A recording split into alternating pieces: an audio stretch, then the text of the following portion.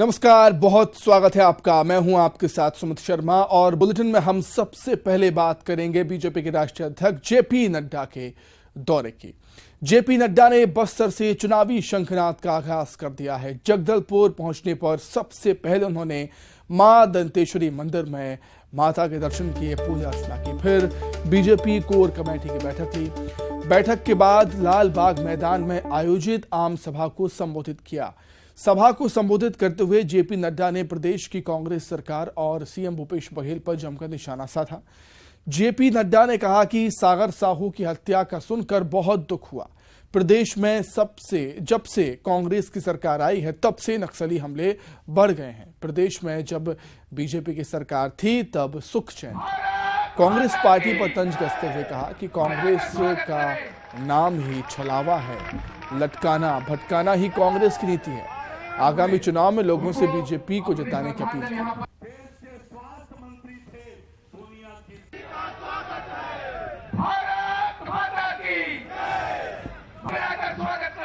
जब मैंने सुना और मैंने पहले भी कहा कि सागर साहू की जब खबर सुनी तो मन द्रवित हुआ।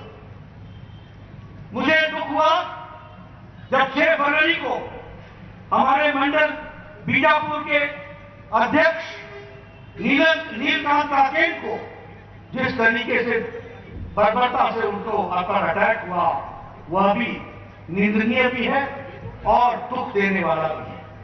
और उसी तरीके से हमारे बुद्धराम कर्तन जी को जिस विशेष परिस्थिति में उनकी लाश मिली, संदिग्ध हालत में मिली, प्रश्न खड़े करता हूं।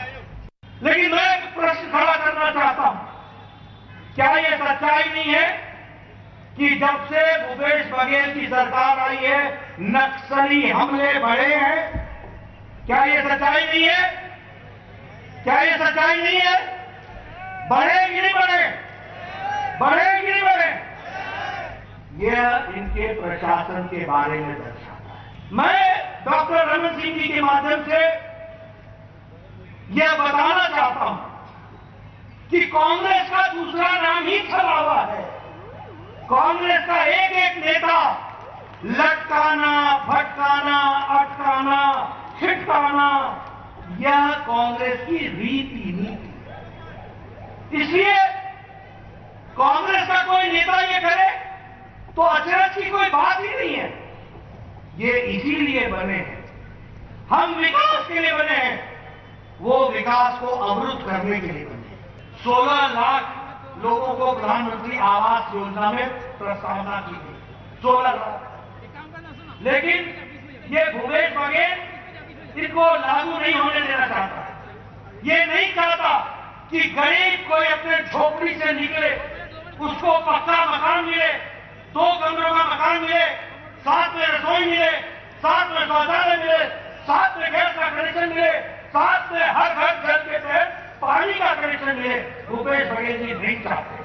मोदी जी का पैसा खड़ा है और इधर बघेल खड़ा है बीच में रोड़ा देखने। बोलो ऐसे ऐसे ऐसे लोगों को रहने देना है क्या? जो विकास पे गतिरोध करे ऐसे लोगों को रहने देना है क्या? माताएं बहनें आप नहीं चाहती कि आपके घर में पानी का कनेक्शन आए? आप चाहती है ना? आप चाहती है ना? आप चाहते हैं ना? अगर चाहते हैं तो बघेल को आराम दो और भारतीय जनता पार्टी को काम दो और विकास के साथ आगे बढ़ो। इस बात को मैं कह रहा हूं। वहीं जेपी नड्डा के बयान पर सीएम भूपेश बघेल ने एक के बाद एक कई ट्वीट किए और पलटवार किया। उन्होंने कहा कि वो तत्काल आदिवासियों को वापस हुई जमीन पर जाकर एक आत्मशुद्धि यज्ञ करें।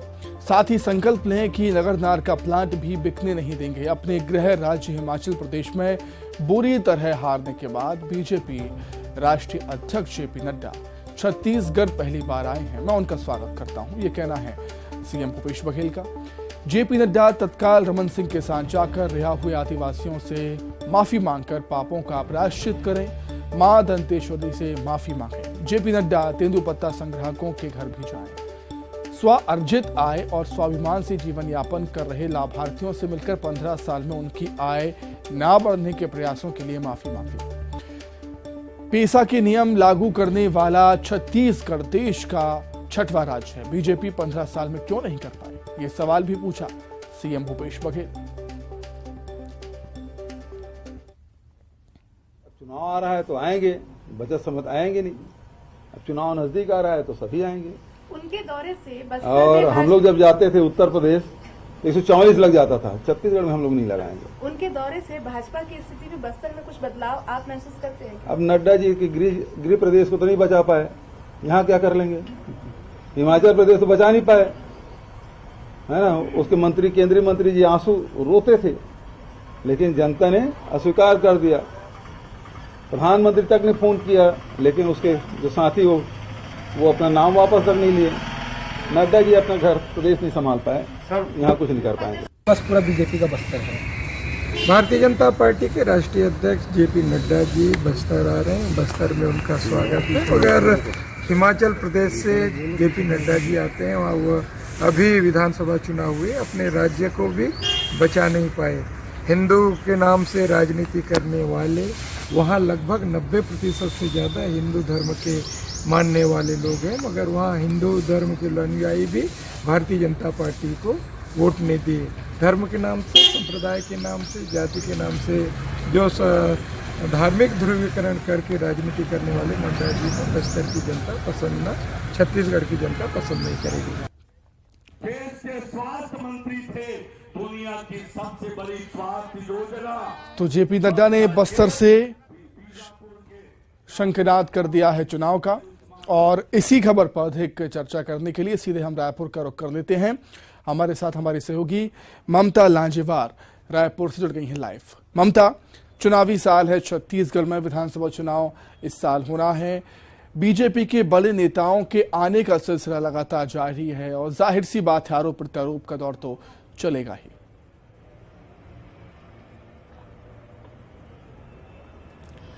देखिए, और खासतौर पे अगर हम बात करें तो बीजेपी के तमाम बड़े लीडर्स उन संभागों में, उन जिलों में खासतौर पे फोकस कर रहे हैं जहां पर बीजेपी को पिछले विधानसभा में बुरी तरीके से हार मिली थी, लोकसभा में हार मिली थी।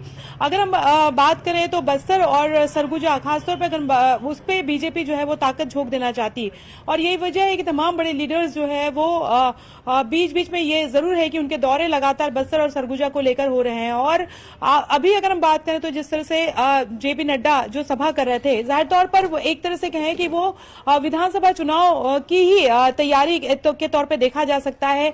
दो तरह से स्ट्रेटेजी पे बीजेपी चल रही है कि कैसे जो है वहां के कार्यकर्ताओं पे का जो मनोबल है वो बढ़ाया जाए। दूसरा ये है कि उन जगहों पे जाकर अपनी उपस्थिति दर्ज कराने की कोशिश की जाए और ज्यादा से ज्यादा जो है वो लोगों को ऐसे जो योजनाएं हैं उनके बारे में बताया जाए जो केंद्र की योजनाएं हैं, और ये भी कि राज्य सरकार की वो योजनाएं जो बीजेपी को लगता है कि ये फेल हो चुकी हैं, तो उन योजनाओं को किस तरह से फोकस किया जाए।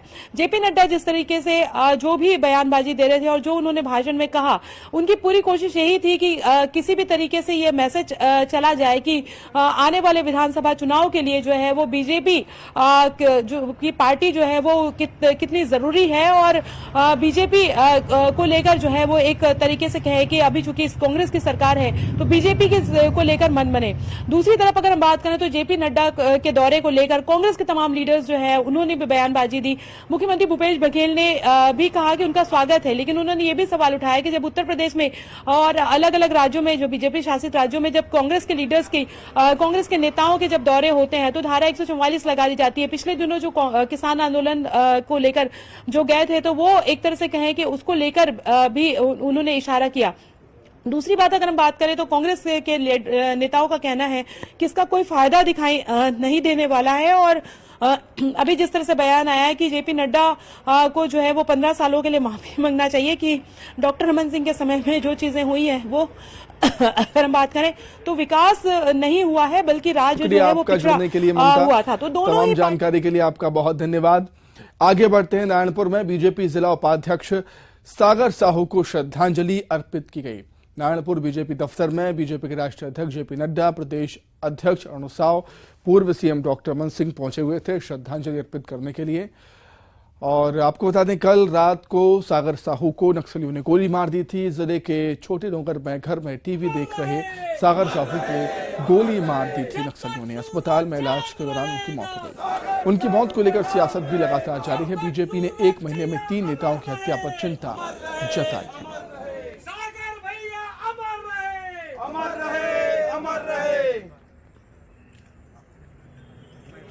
पहले तो मैं ईश्वर से प्रार्थना करता हूँ कि दिवंगत आत्मा को शांति मिले और ईश्वर शरण स्थान और परिवार को सहने की शक्ति दे। छत्तीसगढ़ में वर्तमान सरकार कांग्रेस की, उसमें नक्सली हमले बराबर बढ़े। भारतीय जनता पार्टी के कार्यकर्ताओं को टारगेट किया। वहीं बीजेपी नेता सागर साहू का अंतिम संस्कार किया गया। जिला मुख्यालय से पार्थिव शरीर लाया गया। उनके गृहगांव छोटी डोंगर उनका पार्थिव शरीर लाया गया था। उस समय की तस्वीरें हम आपको दिखा रहे हैं जब उनका पार्थिव शरीर लाया गया था। और अंतिम संस्कार में शामिल होने के लिए पूर्व मंत्री केदार कश्यप, महेश कागला पहुंचे हुए थे छोटे डोंगर।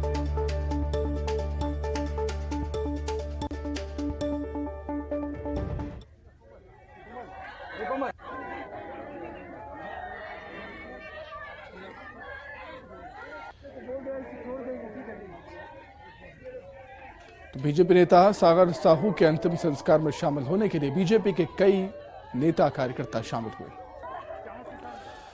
आगे बढ़ते रायपुर जिले के अभनपुर विधानसभा में सीएम भूपेश बघेल ने भेंट मुलाकात की और तामा सिवनी और खोरपा गांव में लोगों से मिलकर उनकी समस्याएं जानी। इस दौरान सीएम भूपेश बघेल ने क्षेत्रवासियों को करोड़ों के विकास कार्यों की सौगात दी है। मुख्यमंत्री ने खोरपा में 66 करोड़ 38 लाख रुपए के विकास कार्यों का लोकार्पण भूमि पूजन किया। उन्होंने तामा सिवनी और खोरपा में कई प्रमुख घोषणाएं की। ग्राम खोरपा में उप तहसील कार्यालय और स्वामी आत्मानंद अंग्रेजी मीडियम स्कूल खोलने का ऐलान किया। इसके साथ ही ग्राम सारखी में जिला सहकारी बैंक की शाखा खोलने का ऐलान किया। नगर पंचायत अभनपुर को नगर पालिका का दर्जा देने का ऐलान भी किया सीएम भूपेश बघेल ने। भैया मांग करे गए तो निश्चित रूप से तामा से मैं आया हूँ। अब मोर बाल सखा में मिल गए तो निश्चित रूप से अब यहाँ कॉलेज खुल जाती तो रूम लाल साहू कहाँ भेंट होती है ना।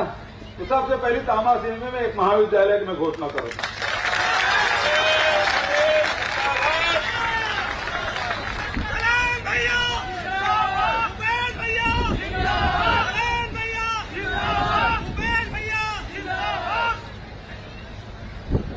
वह तामा सिवनी में उप स्वास्थ्य केंद्र के नया भवन बनाने की भी घोषणा। ग्राम पारा गांव चंपारण में उप स्वास्थ्य केंद्र के नया भवन बनाने की घोषणा। ग्राम भिलाई में जिला सहकारी बैंक की शाखा खोले जाए तेकर घोषणा। पटेवा से डोंगी तराई विपरीत तो सिल्ली मार्ग चौड़ीकरण और मजबूतीकरण की घोषणा। धेलवा डी उपरवारा ग्रामीण मार्ग चौड़ीकरण मजबूतीकरण की घोषणा। ग्राम घोरभट्टी और तर्रा में पूर्व माध्यमिक शाला प्रारंभ करने की घोषणा। शासकीय सामुदायिक स्वास्थ्य केंद्र 9 पारिक क्षमता 30 बिस्तर से बढ़ाकर 50 बिस्तर की घोषणा। ग्राम कुर्रू तथा ग्राम डोमा में नया उप स्वास्थ्य केंद्र की घोषणा। ग्राम छटेरा आरंग में नवीन प्राथमिक स्वास्थ्य केंद्र की घोषणा और गोबरा नवापारा में मुक्ति धाम के निर्माण का है टेकर घोषणा। तो बहुत अच्छा लगे तामा सिवनी में आके आप सबसे मुलाकात करके बहुत खुशी हुई। आप सब लोग बहुत बहुत धन्यवाद। जय हिंद, जय छत्तीसगढ़। रायपुर के अभनपुर विधानसभा क्षेत्र में सीएम भूपेश बघेल ने भेंट मुलाकात कार्यक्रम में हिस्सा लिया और इसी दौरान एक ऐसा वाकया हुआ जब मुख्यमंत्री भावुक हो गए। दरअसल मंच पर बैठे सीएम भूपेश बघेल की नजर जनता के बीच बैठे अपने बचपन के दोस्त रूपलाल साहू पर पड़ी। बस फिर क्या था, मुख्यमंत्री मंच पर उठकर खड़े हो गए। तुरंत रूपलाल को अपने पास बुला लिया। 43 साल बाद अपने दोस्त से मिले सीएम भूपेश बघेल कुछ पल के लिए सब कुछ भूल बैठे और अपने दोस्त को गले लगा लिया। ये पल दोनों को भावुक कर देने वाला था। ये नजारा देखकर सीएम भूपेश बघेल की सभा में मौजूद सभी लोगों ने जमकर तालियां बजाईं। खास बात हुई, 43 साल बाद एक जन ऐसे साथी जन रूम पार्टनर रही हॉस्टल में रहा तो ओकरो से भेंट हुई। आज भाई रूमलाल साहू जी कहाँ गया, प्रिंसिपल साहब हुआ है, आजा भाई ने आजा 43 साल बाद भेंट हुए। वहीं राजधानी रायपुर में सहायक शिक्षकों का हल्ला बोल लगातार जारी है। सीएम निवास के घेराव की कोशिश की है सहायक शिक्षकों ने और सहायक शिक्षकों को पुलिस ने बीच में ही रोक दिया। धरना स्थल के पास बैरिकेडिंग पर रोका है पुलिस ने सहायक शिक्षकों को। पुलिस और सहायक शिक्षकों के बीच झड़प भी हुई। वेतन विसंगति दूर करने की मांग कर रहे हैं सहायक शिक्षक और लगातार प्रदर्शन कर रहे हैं, विरोध कर रहे हैं, हड़ताल कर रहे हैं। केरल के राज्यपाल आरिफ मोहम्मद खान रायपुर पहुंचे। रामचरितमानस पर आरिफ मोहम्मद खान ने बयान दिया। हर एक को अपनी राय रखने का अधिकार है, आरिफ मोहम्मद खान का कहना है। रामचरितमानस की चौपाई पर बोले हैं आरिफ मोहम्मद, उसमें विचारों की स्वतंत्रता को रखा गया है। उनका कहना, जाकी रही भावना जैसी, प्रभु मूरत देखी तीन तैसी। रायपुर पहुंचे केरल राज्यपाल आरिफ मोहम्मद खान ने कई बड़ी बातें कही। विवादों हर एक को अपनी राय रखने का अधिकार है और आज से नहीं, भारत में तो ये आत्मा की जो स्वतंत्रता है उसमें विचार की स्वतंत्रता को देखा गया। जाकी रही भावना जैसी, देख प्रभु देखी तीन मूरत तैसी। मुंगेली से खबर, जहां खड़े ट्रेलर से टकरा गई है तेज रफ्तार कार। बिलासपुर रायपुर सड़क हाईवे पर यह हादसा हुआ है। कार सवार 2 युवकों की मौके पर ही मौत हो गई। हादसे में 4 लोग गंभीर रूप से घायल हैं। घायलों को बिलासपुर सिम्स में रेफर किया गया उपचार के लिए। बारात से लौटते समय सरगांव थाना क्षेत्र में यह हादसा हुआ।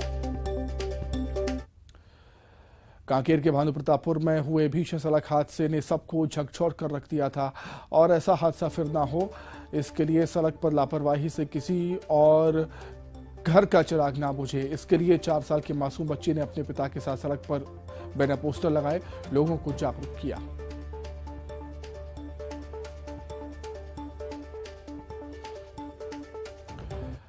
आइए अब एक नजर 25 सेकंड में खबरों पर। गरियाबंद में राजिम माघी पुण्य मेले में 150 दूल्हों की निकली शानदार बारात। सीएम कन्या सामूहिक विवाह कार्यक्रम के तहत हुई शादी। बिलासपुर में तेज रफ्तार टैंकर की चपेट में आने से बाइक सवार की मौत, मौके से आरोपी ट्रक चालक फरार। बलरामपुर में करंट की चपेट में आने से टेंट मजदूर की मौत, पश्चिम बंगाल का रहने वाला था मृतक मजदूर। बिलासपुर में लगा देश का पहला मोहल्ला लोक अदालत। मोहल्ले में अदालत लगाकर जन उपयोगी सुविधा से संबंधित समस्याओं का किया गया निराकरण। रायपुर में सीएम निवास घेराव के लिए निकले सहायक शिक्षकों को पुलिस ने रोका। रायपुर में होगा कांग्रेस का 85वां राष्ट्रीय अधिवेशन। 24 से 26 फरवरी तक होगा राष्ट्रीय अधिवेशन।